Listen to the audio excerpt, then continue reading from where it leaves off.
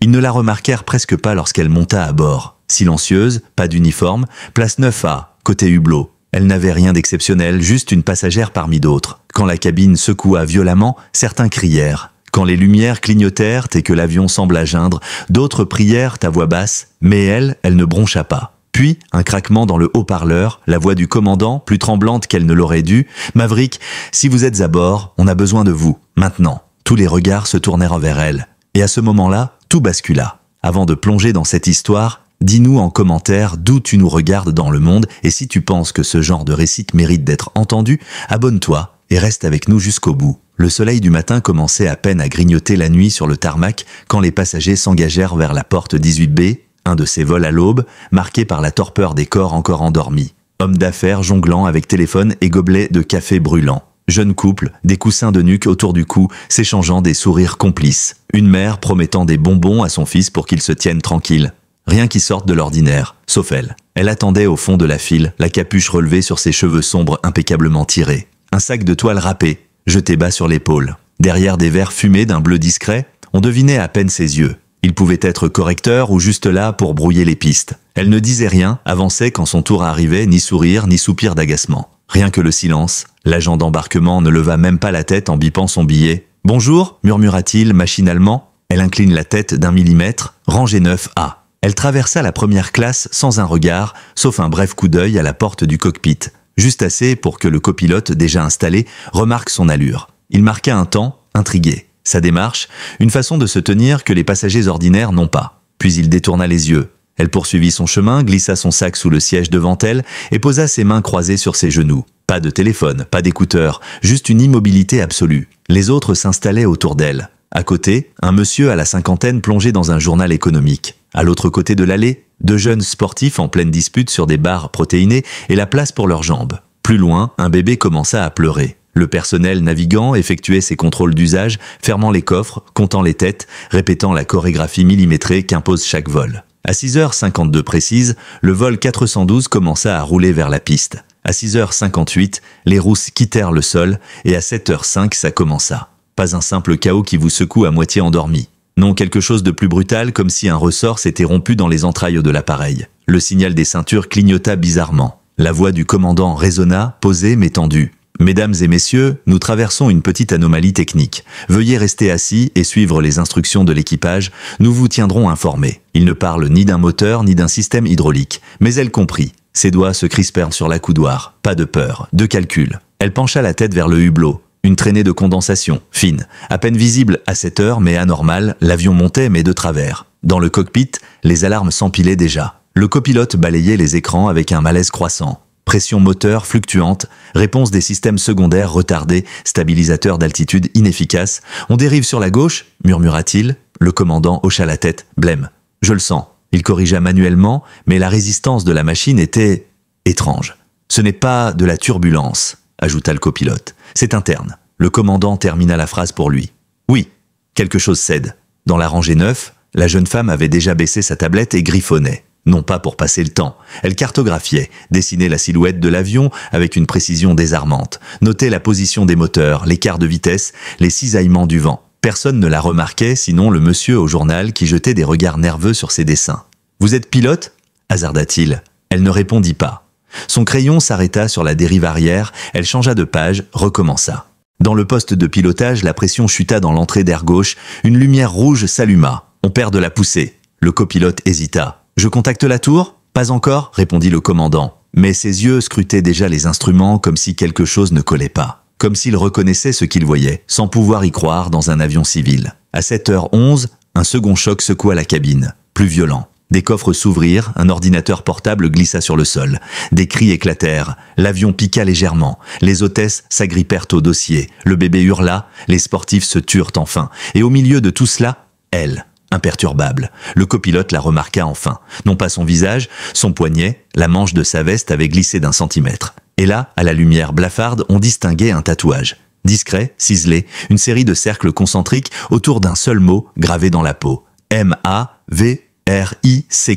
Le sang du copilote se glaça. Il saisit le bras du commandant. « Commandant, regardez le siège 9, A. » Le commandant fronça les sourcils. « Pourquoi ? Regardez. » Et puis il vit. Comme un coup dans le ventre, ses yeux s'écarquillèrent. Il attrapa les micros, l'hésitation d'une seconde, puis la décision. À l'attention de la cabine, si Maverick est à bord, nous avons besoin de vous. Immédiatement. Le silence tomba comme une chape de plomb. Les passagers se regardèrent, confus, puis tous les regards convergèrent vers la rangée 9.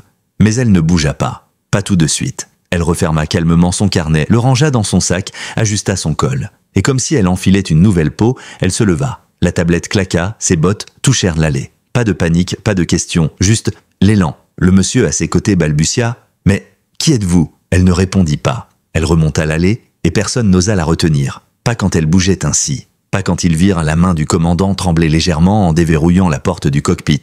Dès que la porte s'ouvrit, l'atmosphère changea. Pas seulement dans la cabine, dans tout l'appareil. Comme une subtile variation de pression qui n'avait rien à voir avec l'altitude. Les deux hommes dans le poste de pilotage, pourtant chevronnés et médaillés, se turent à sa vue. Ses yeux balayèrent les panneaux en moins de 4 secondes. Elle ne demandait rien, ne s'expliquait pas. Elle se pencha, s'accroupit près du panneau de dérivation hydraulique, sans attendre d'ordre. Le commandant la regardait abasourdi. « Comment ? Votre dérivation hydraulique est à moitié hors service, murmura-t-elle. La boucle de redondance tente de compenser mais reçoit des données faussées par un capteur stabilisateur défectueux. Les moteurs gauches surcompensent. Voilà pourquoi vous tirez. » Sa voix était basse, nette, sans une once d'émotion. Le copilote déglutit. Ça n'apparaît même pas encore sur le diagnostic. Ça apparaîtra dans 70 secondes ? Elle ajusta un cadran à la main sans demander la permission. Vous avez 6 minutes avant de perdre le contrôle, 7 si vous restez niveau. Puis elle redressa la tête, lança une superposition des flux sur l'écran et pointa du doigt la trajectoire. Mais si vous me laissez accéder au régulateur manuel à l'arrière, je peux corriger avant que ça lâche ? Le commandant la fixa, puis son tatouage, visible en pleine lumière. Ce n'était pas qu'un nom, c'était un code d'accès. « Madame, vous êtes bien ?» Elle le regarda droit dans les yeux. « Vous savez qui je suis ?» Et il sut, il la connaissait. Pas seulement à cause du tatouage, pas seulement à cause des murmures dans les hangars ou des lignes noircies dans les rapports de mission, mais parce qu'il avait déjà entendu son nom à voix basse dans des briefings fermés, glisser comme une légende vivante qu'on évoque à demi-mot quand tout le reste échoue. La femme qui apparaissait là où personne n'aurait dû pouvoir voler. Une pilote tirée des programmes noirs, sans grade officiel, sans badge visible, juste un nom de code et des résultats impossibles à reproduire. Le copilote balbutia « Vous n'êtes pas sur la liste des passagers ». Elle haussa légèrement les épaules. « Non, je ne le suis pas. » Derrière la porte, la cabine murmurait déjà. Le nom avait couru le long de l'allée comme une rafale de vent. Maverick. Certains trop jeunes ne comprenaient pas. D'autres, plus vieux, gardaient les yeux rivés sur le plafond, se souvenant d'articles qu'ils pensaient être des fictions. À la rangée 16C, un ancien mécanicien de l'armée de l'air avait pâli comme s'il voyait un fantôme. Elle tendit la main vers un panneau près de la radio. « Combien de personnes à bord ?» demanda-t-elle. Le commandant répondit, presque machinal, 2023. Elle hocha la tête, nota le chiffre dans un coin de son esprit. « Y compris vous deux ?» ajouta-t-elle. Le commandant confirma. « Bien, alors voici ce que vous allez faire. » Sa voix n'était pas autoritaire, mais elle ne laissait aucun doute. Elle parlait comme quelqu'un qui avait déjà vécu ce scénario 100 fois avant que les autres aient terminé leur café. Descendez de 2000 pieds pour soulager la cellule, mais restez au-dessus des nuages. Si vous les traversez, vous perdez le coussin atmosphérique. Passez les auxiliaires en amortisseur manuel. Ne touchez surtout pas à l'automatique, sinon vous déclenchez une cascade de panne secondaire. Et ne touchez pas aux volets tertiaires. Ils paraissent stables, mais ils mentent. Le copilote vérifia les écrans abasourdi. Ça colle, je ne sais même pas comment vous... Elle leva la main et actionna un petit interrupteur, invisible, caché sous la garniture du plafond. Il n'était même pas étiqueté. Parce que j'ai coécrit cette logique d'override il y a 7 ans, avant qu'elle ne soit validée pour l'aviation civile. Le commandant déglutit, livide. Vous êtes l'ingénieur fantôme de Lockhart ?» Elle ne répondit pas. Elle n'en avait pas besoin. Le nom de Lockhart avait toujours été lié aux systèmes stratégiques les plus confidentiels du Pentagone. On racontait qu'il avait toujours une carte cachée dans la manche, quelqu'un de non officiel qui réglait les problèmes impossibles avant de disparaître. Et cette carte, c'était elle. Elle tourna la tête vers la cabine. « Il faut que j'accède manuellement au régulateur de flux à l'arrière. Je passerai sous les capteurs, personne ne pourra m'aider si quelque chose tourne mal. » Le commandant n'hésita pas. « Faites ce qu'il faut. Qu'on prépare un harnais, une lampe et une caisse à outils. Et personne ne la suit. » Le copilote se leva, main légèrement tremblante. « On laisse une civile ramper dans les entrailles d'un avion en panne ?» Le commandant répondit, presque en chuchotant, « Ce n'est pas une civile. » Elle croisa son regard et ajouta calmement, « Fermez cette porte dans 5 minutes, peu importe. » Puis elle sortit. Elle marcha dans l'allée comme une plongeuse qui avance vers les abysses. Les passagers se serrèrent contre les dossiers en la voyant passer. Pas parce qu'elle avait dit quoi que ce soit, mais à cause de la façon dont elle bougeait, comme si chaque rivet, chaque câble, chaque centimètre de cet avion vivait déjà dans sa mémoire. Derrière elle, un silence inhabituel. Le bébé avait cessé de pleurer. Le monsieur du journal la suivait des yeux, bouche entr'ouverte. Les jeunes sportifs n'osaient même plus respirer. Elle ne s'arrêta qu'au fond, près du galet, pour saisir une trousse à outils et accrocher un harnais autour de sa ceinture. L'hôtesse, figée près de la trappe, souffla « Ce panneau n'est pas autorisé aux passagers ». Elle la coupa d'un simple regard. « Je ne suis pas une passagère ». Le panneau sauta dans un bruit sec. Un souffle d'air glacé, chargé d'odeurs d'huile et de métal chauffé, s'en échappa. Elle s'y glissa, referma derrière elle. Dans l'obscurité ponctuée de voyants rouges, elle avançait à quatre pattes. Ses mains allaient vite, effleurant les câbles, suivant des conduits, localisant les circuits de sous-tension. Elle comptait mentalement 17, 42, pas de glissement. Sa main gauche rencontra un boîtier calciné, la coque métallique noircie par la chaleur. « Voilà où tu te caches », murmura-t-elle. Elle sortit un module de dérivation de la taille d'une paume, le fixa en dérivation avec un simple levier et deux pinces magnétiques. Au-dessus d'elle, l'avion gémit. Les moteurs changèrent légèrement de ton, elle fronça les sourcils. Trop tôt. Ne baissez pas la poussée maintenant. Dans le cockpit, la voix du commandant grésilla dans le combiné. Maverick, la pression moteur retombe encore, l'altitude secondaire est faussée. Elle répondit d'une voix sèche. Coupez. Oui, on perdra un peu de vitesse. Faites-le maintenant. Faites-moi confiance. Un silence, puis la coupure, un léger soubresaut secoua l'appareil. Des cris fusèrent, mais dans la cavité, le flux d'air changea, se stabilisa. Elle fixa la dernière pince, déclencha la mise en ligne et força le verrou magnétique. Un instant, les lumières passèrent au vert, puis s'éteignirent. Elle expira enfin. 30 secondes pour égaliser. Dans le poste de pilotage, la voix du copilote éclata. « On est tout bleu, tout est stabilisé. Throttle stable, dérive corrigée, assiette maintenue. » Le commandant ne dit rien. Il resta assis là, les yeux rivés devant lui, murmurant presque pour lui-même. « Comment avons-nous pu la laisser partir ?»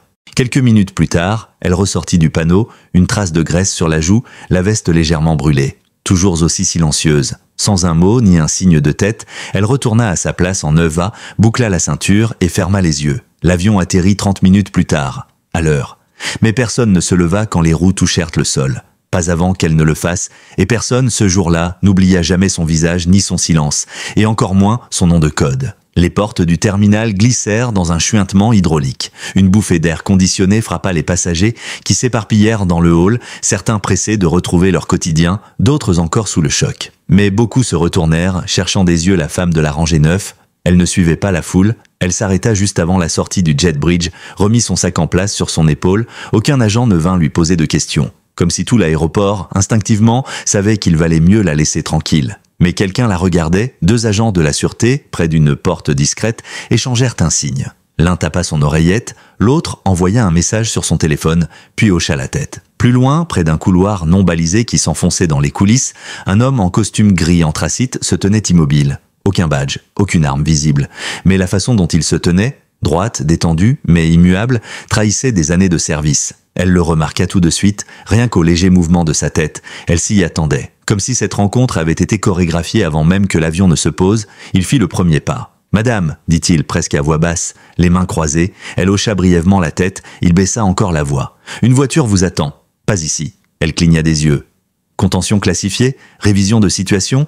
Il hésita. « On n'a pas eu à tirer la boîte noire. Le pilote a enclenché la balise de détresse. L'enregistrement audio, tout est dessus. Vous êtes officiellement mentionné. » Elle resta silencieuse. Il insista. « Je dois vous escorter. » Elle répondit simplement « Je n'ai pas besoin d'escorte. » « Je sais, mais le protocole l'impose. Votre nom a été signalé dans les 5 minutes suivant la balise. Quelqu'un au-dessus de mon grade a ordonné l'alerte. » Il marqua une pause, puis lâcha un nom. « Amiral Baker. » Ce nom la fit stopper net. Pas visiblement, mais ses épaules trahirent quelque chose. Baker. Un nom qu'on ne prononçait pas à la légère. Dernier poste connu. Commandement spécial conjoint, programmes aérospatiaux confidentiels. Rayé des registres officiels depuis 5 ans. Sa voix plus basse. « Où est-il » L'homme en costume répondit après un silence. « Il vous attend. » Elle ferma les yeux une seconde, resserra la sangle de son sac. « Très bien, on y va. » Ils disparurent par un couloir latéral, sans caméra, sans contrôle, jusqu'à une porte de service donnant sur un SUV noir, moteur allumé. Aucune plaque. Le chauffeur portait des lunettes noires sous l'auvent. À l'intérieur, elle ne dit pas un mot.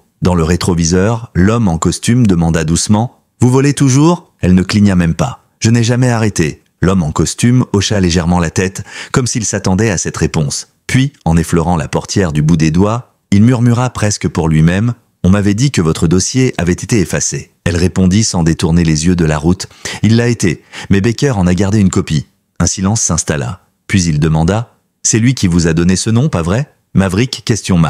Cette fois, elle esquissa un sourire à peine perceptible. Le reste du trajet se fit sans un mot. La route quittait peu à peu la ville pour grimper sur une colline bordée de clôtures discrètes et de barrières de béton envahies d'herbes folles. Ce n'était ni une base militaire ni un site civil.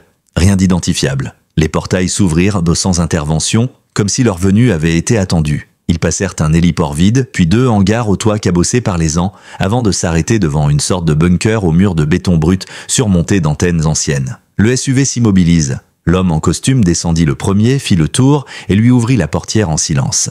Elle posa un pied au sol et sans même jeter un coup d'œil à son environnement, elle se dirigea vers l'entrée. La lumière blafarde des néons peinait à chasser la fraîcheur de la grande salle souterraine. Les murs suintaient un parfum métallique de vieux câbles et d'acier peint. Au centre, un terminal branché à un satellite clignotait faiblement. Et à côté, un homme l'attendait.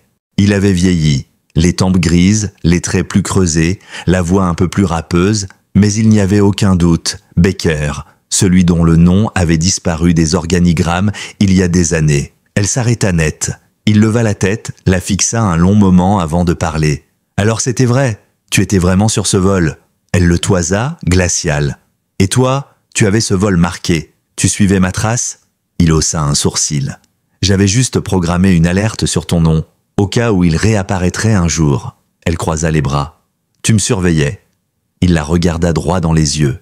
« Je voulais juste voir si un jour, le monde se souviendrait encore de toi. » Elle répliqua d'une voix sèche. Il n'était pas censé. Baker ne répondit pas tout de suite. Il pianota quelques touches sur le terminal et fit apparaître une vidéo. L'enregistrement du cockpit à bord de l'avion quelques heures plus tôt. La caméra montrait ses mains agiles courant sur les commandes, sa voix calme dictant la marche à suivre, ajustant les systèmes plus vite que le pilote ne pouvait comprendre. Il la laissa regarder sans rien dire, puis stoppa la vidéo. Une phrase du commandant, audible dans la bande sonore, résonna encore dans la pièce. « Ce n'est pas une passagère. » Baker tourna l'écran vers elle et reprit enfin la parole. « Maintenant, ils savent. On ne peut plus effacer ça. » Elle s'avança d'un pas, planta ses yeux dans les siens. « Je n'ai jamais demandé à revenir. » Il esquissa un sourire amer. « Et moi, je ne t'ai pas rappelé. » Elle montra du doigt l'écran. « Alors qu'est-ce que c'est? Pourquoi je suis ici ?» Baker hésita une seconde, puis tapa un nouveau code. Cette fois, une autre vidéo apparut, pas celle du vol. Des images de vidéosurveillance prises dans un hangar anonyme du Nevada. 2 hommes entraient dans un bâtiment avec un sac et un dossier marqué « Maverick, top secret ». Elle fronça les sourcils. « Qu'est-ce que je regarde ?» Baker parle d'une voix lourde. Quelqu'un essaie de relancer le programme. « Sans toi ». Elle resta figée. « Qui ? On ne sait pas encore. Mais ta présence à bord du vol a changé leur calendrier. Ils te croyaient hors course. Maintenant, ils savent que tu ne l'es pas. Et ça les rend nerveux. » Elle détourna le regard. « Alors règle le problème. Ils ne veulent-tu pas de moi? Ils veulent le programme. » Baker se rapprocha d'elle, la dévisagea longuement. Puis il murmura, presque avec inquiétude, « C'est justement ce qui me fait peur, qu'ils te demandent et que tu acceptes. » Elle soutint son regard quelques secondes, puis baissa les yeux, ses lèvres serrées. « Je ne le ferai pas. » Baker ne répondit pas. Mais dans ses yeux, elle vit qu'il n'y croyait pas. Et peut-être qu'elle non plus. Dehors, le vent s'était levé, fouettant la colline au-dessus du bunker. Dans le ciel, un autre avion passa sans un bruit, glissant dans les nuages. Elle leva un instant la tête, comme pour s'assurer qu'il était bien réel, puis redescendit ses yeux sur la console. Elle ne demanda pas à reprendre les commandes, elle ne cria pas. Elle tendit seulement la main, presque imperceptiblement, vers les commandes du terminal, frôlant les doigts de Baker, qui la regardait déjà comme on regarde une tempête prête à éclater. Le reste de la nuit se passa en silence. Elle ne dormit pas. Restée seule dans la salle du bunker, elle écoutait le bourdonnement des ventilateurs et le cliquetis des relais électriques. Un dossier marqué « Vector, SVR » attendait déjà sur la table. Pendant ce temps, ailleurs, dans la mémoire encore chaude de ceux qu'elle avait sauvés ce matin-là, son nom continuait de tourner, de se répandre dans les esprits. Dans l'avion, avant même l'atterrissage, le copilote l'avait vu revenir à sa place, les traits noircis par la suie, la veste brûlée, le regard vide mais toujours fixe. Il s'était dit, en silence, qu'il n'avait jamais vu personne piloter comme ça. Ni dans l'armée, ni dans les simulateurs, ni dans aucune des missions d'urgence auxquelles il avait participé. Il en avait parlé à voix basse au commandant qui n'avait répondu qu'une phrase, encore sous le choc. Elle volait comme si l'avion lui appartenait, comme si le ciel aurait pleuré si elle avait échoué. Plus loin, dans la cabine, les passagers restaient assis, figés, même après que l'avion eût touché la piste. Certains priaient, d'autres pleuraient discrètement, mais tous attendaient le même geste, que la femme de la rangée 9 se lève. Et lorsqu'elle le fit enfin, elle ne jeta même pas un regard autour d'elle. Elle marcha jusqu'à la porte, traversant la passerelle sans s'arrêter. Ses bottes glissaient sur le carrelage sans bruit. Elle ne répondit ni aux regards admiratifs, ni aux questions muettes dans les yeux des gens. Elle ne fit qu'un bref signe au copilote, resté planté à l'entrée du cockpit, la suivant du regard comme un homme qui sait qu'il ne reverra jamais pareil pilote. Et puis, elle disparut dans la foule. Mais pour certains, l'histoire ne s'arrêtait pas là. Parce qu'un garçon, à peine 9 ans, s'était levé sans un mot et l'avait suivi, sans prévenir ses parents, à travers le hall bondé, entre les silhouettes pressées, ses yeux fixés sur elle. Il ne connaissait pas son nom, seulement ce qu'il avait vu quand le monde s'était effondré, quand même le commandant avait hésité. Elle s'était levée. Elle avait sauvé tout le monde. Il la rattrapa alors qu'elle atteignait la sortie du terminal, badge glissé sous la veste. Elle sentit ses pas derrière elle et se retourna. Le garçon murmura « Madame, est-ce que vous êtes un ange ?» Elle s'accroupit légèrement, juste assez pour croiser son regard. Et d'une voix douce, presque tendre, « Non, mais j'ai déjà volé avec eux. » Avant qu'il ne puisse dire un mot, elle glissa quelque chose dans sa petite main. Une pièce en métal noir, usée sur les bords, gravée en son centre d'un mot, Vector, et dessous, 3 lettres, SVR, puis elle disparut. Pas dans la fumée, pas dans le secret, juste hors de portée. De retour dans un monde où les noms de code comptent plus que les noms de famille, et où les légendes marchent dans le silence. Les jours suivants, l'histoire fit la une des journaux, mais pas celle qu'on aurait pu imaginer. Pendant 3 semaines, la compagnie aérienne refusa de commenter. Les pilotes remplissaient leurs rapports obligatoires. Les enquêteurs épluchaient les données de la boîte noire, perplexes devant la suite d'actions manuelles parfaites, trop rapides, trop précises pour un équipage civil. Certains allèrent même jusqu'à spéculer qu'un opérateur militaire avait pris le contrôle de l'avion à distance. Un titre osé s'afficha dans un hebdomadaire spécialisé « L'aviatrice fantôme sauve le vol 412 ». Mais qui est-elle? Et pourtant, personne ne pouvait dire qui elle était. Personne ne pouvait prouver quoi que ce soit. Dans l'ombre, ceux qui l'avaient vue, eux savaient. Le commandant de bord, interviewé hors micro, quelques semaines plus tard, murmura seulement « J'ai vu des pilotes transpirer, des héros gelés. » Mais cette femme, elle volait comme si l'avion faisait partie d'elle. Comme si le ciel lui-même aurait pleuré si elle avait échoué. Le copilote, lui, demanda sa mutation vers un programme militaire. Il déclara qu'il voulait trouver où naissent les gens comme elle. Mais personne ne put lui indiquer le chemin. Parce que des gens comme elle ne viennent de nulle part. Ils reviennent seulement quand le monde réclame ce que personne d'autre ne peut donner. Et le garçon, celui qui avait osé la suivre dans le terminal, il grandit, devint pilote à son tour, mais avant chaque décollage, il ouvrait la petite pièce noire, la serrait dans sa paume et répétait comme une prière muette les mots qu'elle lui avait soufflés à genoux sur le carrelage froid du terminal. « J'ai déjà volé avec les anges ». Des années plus tard, des passagers racontaient encore leur version des faits. Certains juraient qu'elle n'avait jamais existé, qu'ils avaient tous été victimes d'une hallucination collective provoquée par la peur, que c'était le commandant qui avait repris les commandes, que l'histoire s'était arrangée d'elle-même, mais d'autres gardaient une autre mémoire, celle de son silence quand elle avait pris le manche, celle de la façon dont le vent s'était plié autour de l'avion, presque respectueux, celle de sa démarche dans l'allée, comme si la gravité elle-même ne s'appliquait plus tout à fait de la même manière. Et peut-être que, pour elle, c'était vrai. Peut-être que passer tant d'années à voler au-delà des radars, au-delà des protocoles, au-delà de la peur, vous détache de la pesanteur des autres. Peut-être que son nom avait été effacé, mais que son indicatif, lui, continuait d'échoer dans les hangars. Certains disaient qu'elle avait fait partie d'une unité jamais nommée, dissoute avant même qu'on la reconnaisse. D'autres disaient qu'elle était repartie se cacher dans l'ombre, qu'elle n'était jamais là par hasard, mais qu'on la glissait dans les cabines, comme une dernière ligne de défense silencieuse. Une toile de sécurité dont personne ne devait connaître l'existence, et personne ne pouvait le prouver. Seulement que son nom de code, Maverick, continuait de circuler, sur les radios, dans les salles de commandement, dans ces endroits que les civils ne voient jamais. On racontait que quand l'impossible se produisait dans le ciel, quelque part elle veillait, Et peut-être que cela suffisait, parce que parfois, ceux qui nous sauvent ne veulent pas être vus. Ils veulent de juste voler. Certaines histoires ne font jamais les gros titres, mais elles méritent d'être retenues. Alors si celle-ci t'a ému, partage-la, dis-le en commentaire, fais-la vivre. Parce que les héros ne portent pas toujours d'uniforme. Parfois, ils se contentent de s'asseoir en rangée 9.